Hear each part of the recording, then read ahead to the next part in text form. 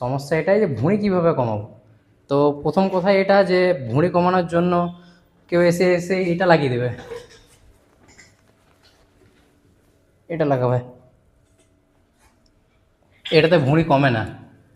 সবার প্রথমে জিমে এসে প্রথমে একটু কার্ডিও করবে, প্রথমে একটু ওয়েট ট্রেনিং করবে, প্রথমে নিজের ডায়েটটাকে ঠিক করবে, তারপরে এটা কাজে দেবে তোমার।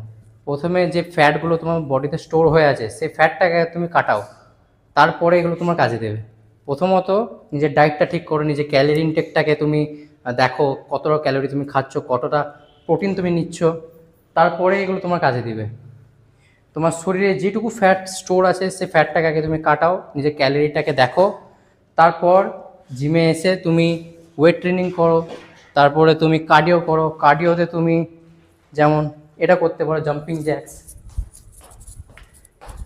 তারপরে এগুলোতে তুমি কার্ডিও করতে পারো। তারপরে একদম লাস্টের দিকে তুমি এগুলো মারো,